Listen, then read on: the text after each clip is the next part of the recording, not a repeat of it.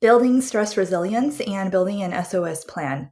So, what does that mean? Well, if you're a high achiever like me, you probably have been in that stage where you start working, and then the next thing you know, you get hit with this thing, and then that thing, and then this fire to put out, and then a request from that person, and now you're falling behind on what it was you wanted to do in the first place. And you work harder, but you've hit the point of diminishing returns. So the more you work, the poorer your results are, and then before you know it, you're like completely overextended, and it's already time to eat dinner. And oh my God, where did the time go? And at this point, you might be like, oh, I'm so stressed. And it's like 7 p.m. at night at this point. But what I've noticed is that the first signs of stress were actually already there at 10 a.m. in the morning. But I just didn't notice until I've completely depleted myself and hit rock bottom, when my body's like literally screaming at me. That's when I realized, oh, I'm stressed, but I've been stressed for like hours already. So these last few weeks in the Work Deliciously program that I've been doing is all about noticing my stressors, sorting them out, making sense of them, and then plan pockets of recovery throughout my day and moments to zoom out throughout the day. And also having a what we call SOS plan in place to respond to in-moment stressors whenever I start noticing them. So for those of you new to my channel, Work Deliciously is a 6-month coaching program run by Science and Magic founder Amanda Levesque. It's a program that helps high achievers who love their work heal their relationship to the workaholism part of their work. And it's basically like an antidote for hustle culture. So I highly recommend checking out her stuff, and I'll link it in the description below. So stress resilience is building tolerance to stress, but also like being able to manage it in a way that's not like you're trying to fight your body. And the SOS plan are things you can do in the moment that can respond to disproportionate amount of stress, a stress that you have, stress response that if it's like disproportional to whatever the actual stressor is. These are some things you can do to basically calm your nervous system down. And before I go deeper into what that looks like for me and what I've learned from it all, I want to go deeper into why stress resilience is important and why knowing this stuff is at least important for me. So there were two main reasons. And the first one I kind of already hinted at in earlier, but by feeling into when stressors are creeping up, even when I don't think it is, or like I don't notice, I can prevent fun from turning into work and work from turning into stress. So I shared this story with my email newsletter the other day, and I'll just quickly summarize. So I took 1.5 weeks off from my regular work, and even when I managed to stop thinking about my work, what I then noticed was the usual patterns of self-sabotage start showing up. So here's what self-sabotage for a workaholic and achievement junkie looks like. So whenever I see anything in my life that can be improved, and there's always infinite things that we can get better at, I think, oh, I should read a book on that or buy a course on this. And while I love working on myself, like self-development is I love it.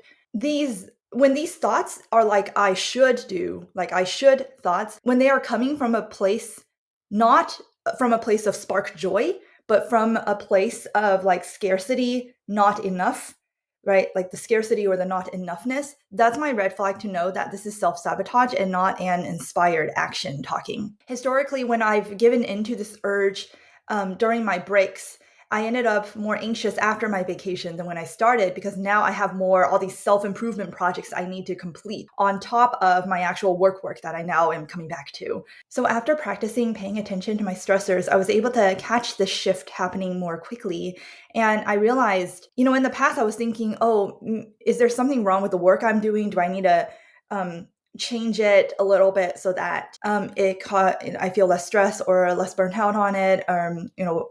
Usually some of that is true. There is a part of the external that can be changed. But what I realized, this time, when I'm on my break, was that it's not the work itself. It's my relationship to work, any work in general, because I was turning something fun into work again, right? And it was really cool to catch it in the moment and kind of stop that from happening.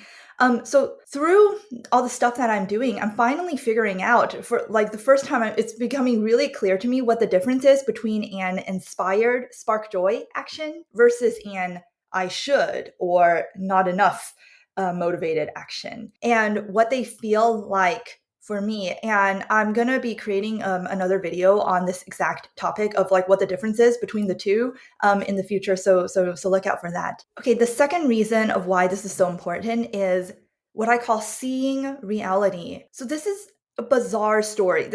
Was truly bizarre. Freaked me out actually the first time that I noticed it happening. So I read like an email or a message or something, and I was very triggered, I guess, a little. I was a little bit triggered by it, and like I thought it was like I thought it was criticizing me or criticizing an idea that I had or something to do with me. I don't I don't even remember the details, but I thought it was like criticizing me and trying to control what I should do.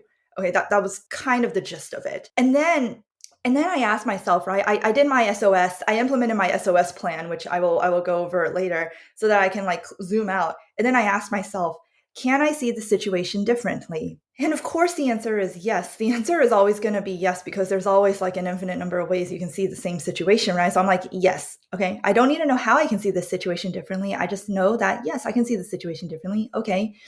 Just some more like, calm my nervous system down a little bit more, right? Get more out of that out of the sympathetic nervous system zone and into the parasympathetic, as they call the two systems.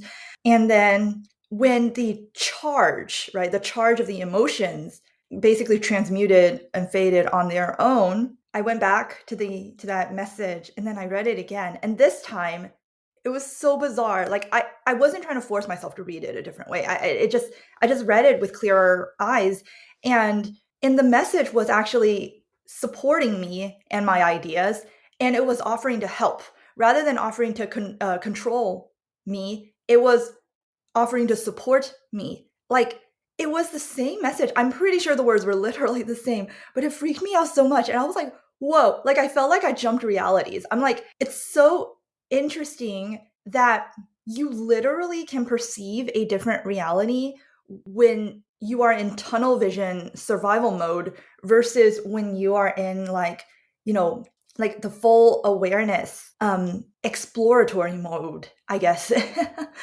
Okay, so here's what okay, so there were three things that we did: sorting out, like getting to know your stressors, building a resilience plan around building a resilience plan, and then like creating an SOS toolkit to deal with stuff in the moment. So I'll go through the first one. The first step is to sort out and get to know your stressors.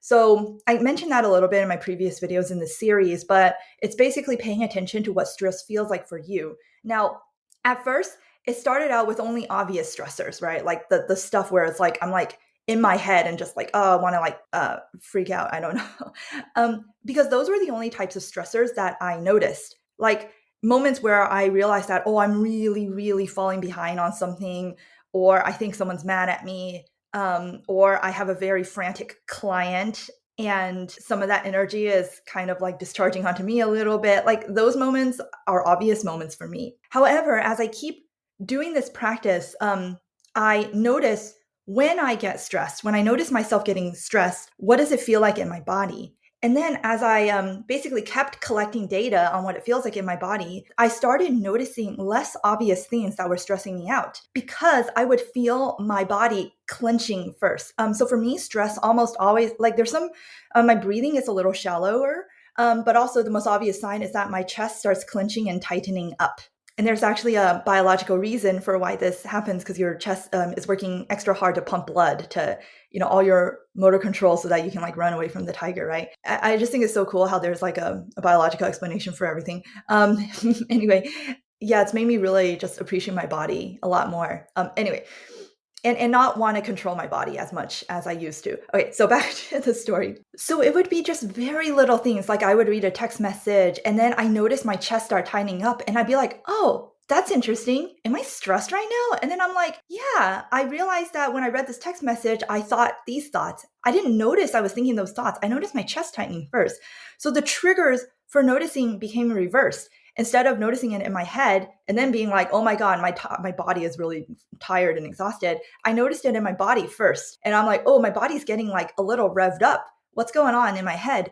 And when your body's getting a little revved up, it's like, it's it's like much better than when your body had like when you're stressed, your body pumps up so much energy, right? And that can be why that you feel so exhausted by the end of it, because like all this energy is like being pumped in to do nothing, if the stressors aren't like real. So it was awesome that I noticed my body first. And your body, the pumping up of the stress hormones, right? That, at least for me, I always notice that my body notices the stressors before my brain does. By the time my brain notices, it's already been, stressed out and exhausted, right? It's kind of like thirst. Like by the time you feel thirsty, you're actually already dehydrated. So the time to drink water is before you feel thirsty. And so this has helped me just overall feel less exhausted, because I'm catching myself like so much sooner that my body doesn't get into that exhaustion stage, because I catch it during the ramp up stage. Okay, I think I beat that part to death.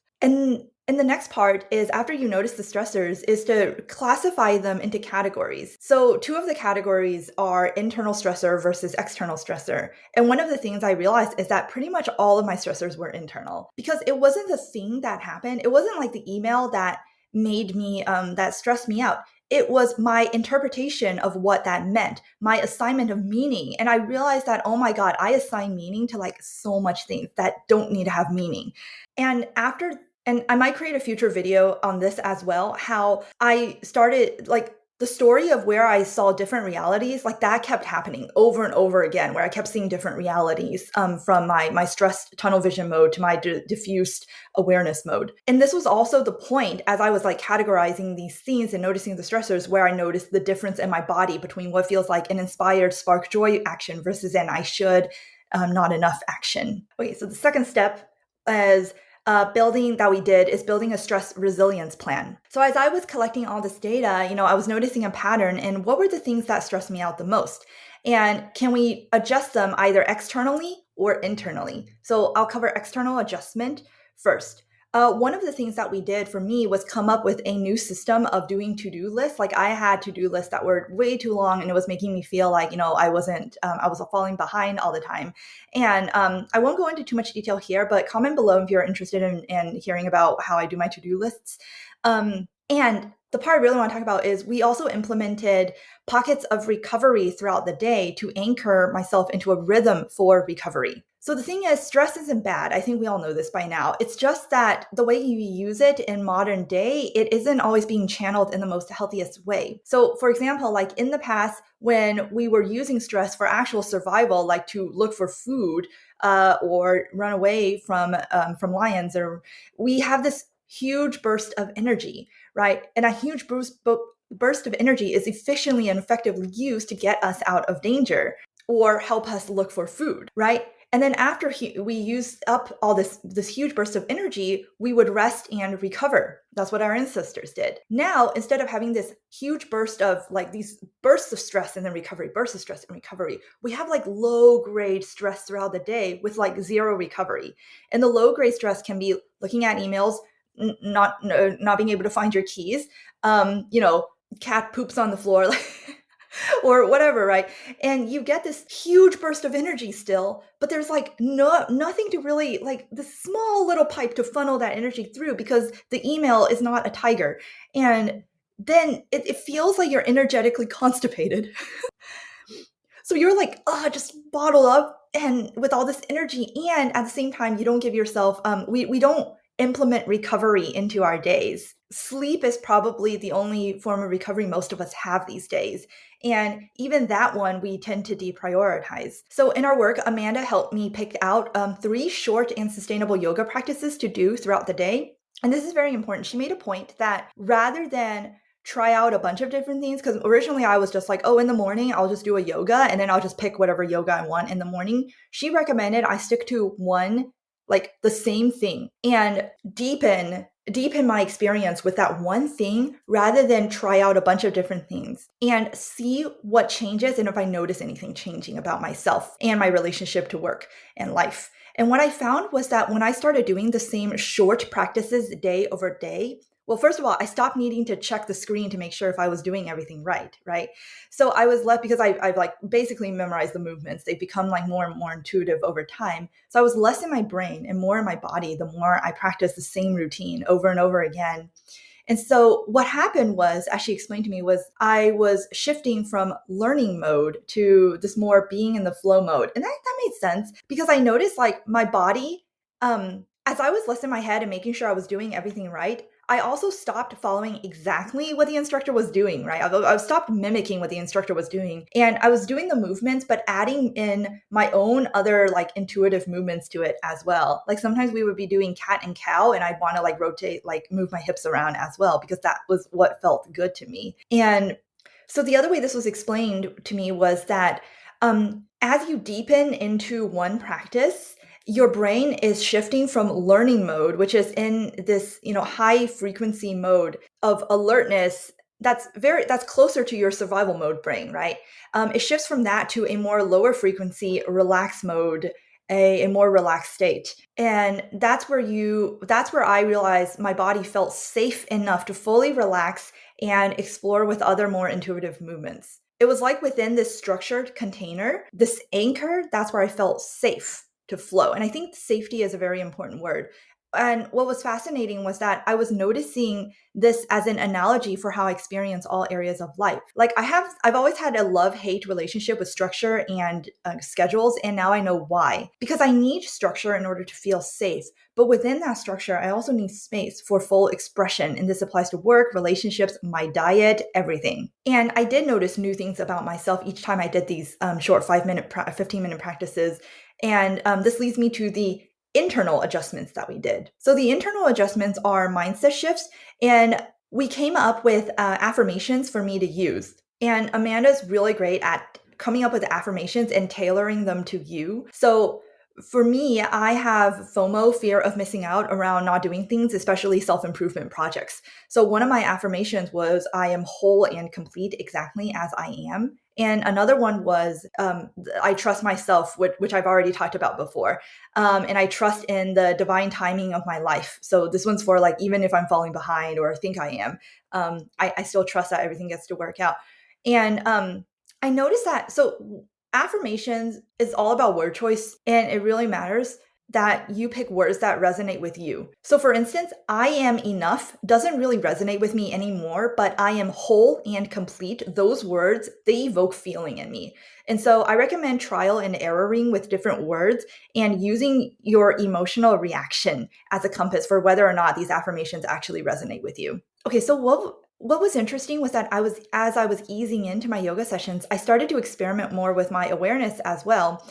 And as I was zooming out and diffusing my awareness during my practice, I realized that different parts of my bodies felt like different parts of me. There was a moment where my physical sensations felt no different than my emotions or thoughts. And yet they were not part of me, right? Like they were all just like objects within my awareness. And that's when I started saying those affirmations instead of to me as a whole. I started saying to each part. And I felt the sensation shift and change as I said them and that was really neat. And I started saying them like where it would feel tense. I noticed it would shift or diffuse. I talk about this more in my video on diffusing your awareness around your emotions here, or maybe it's here. But that was one of the really cool things that I learned. Okay, so the third step is to implement an SOS plan. And this is the in-moment response that you have. So I actually track all of my practices in the sheet. And I also wrote out like my basic SOS plan, which involves 3 steps for me. The first one is if I'm really, really stressed out, then I need to discharge some of that energy first. So I either do some tapping on like the body part that feels stressed, or do a tension and release exercise where I just tense up my muscles. And I like to imagine that the body part that's tense as being comforted and supported by the rest of me that are also tensing up. Like, it's almost like, yes, we're on the same page. We're all in this together. And then you tense up all your muscles and then you release as you breathe out. And then also shaking, which is something I had mentioned in my previous videos as well. Okay, so after I feel that I've discharged a good amount, then I soothe. And that either I do that with deep breathing, or if I have physical things to comfort me, like a blanket that I can wrap around me, or a hot drink or something that smells good. Those are all things to basically soothe my nervous system. They're like actual physical things that remind me that I'm safe. And then finally, I diffuse, where so that's either I scan my body, like all over, or I scan the environment, and then I zoom out, basically my diffuse my awareness. And then finally, if applicable, I say affirmations that fit whatever the situation is. And as you see, I actually wrote down like a list of different ways I can feel like I'm getting triggered into stress, and then like a lot of different affirmations that I can use depending on what that trigger is. If you want to see the whole thing, feel free to sign up for my email list. I share basically behind the scenes look into what I do with my email subscribers. So, because it's a little bit more private. So if you want that, the sign up is in the link below. Oh, I also forgot. Music is another thing that I use to during my soothing phase to calm myself down. So if I have access to that, it's like so excellent. And I usually pick the same music to listen to over and over again. Once again, it's to basically deepen that experience with the thing, rather than trying out like different types of music, right? And I find that doing the same thing again and again has actually helped, and I do have a different experience every time. It doesn't feel boring. Not if I'm paying attention anyway. It doesn't feel boring if I'm really like connecting with it and paying attention to my sensations, because the sensations always change even though the external thing doesn't change. So yeah, I'm curious, do you have pockets of recovery practices that you use throughout the day, or do you have your own SOS plan? Feel free to share with me and let me know. It's always fun to know that there's other people working on this, and we're kind of, all in this together. And if you want to hear more from me, go ahead and sign up for my newsletter below on my work here and self-discovery and aligned living in general. And if you're interested in more stuff from Amanda and her science and magic portal, you can find the links to that in the description below as well, and any other resources that I had mentioned. And if you like this video, please like and subscribe. And thank you. I appreciate you.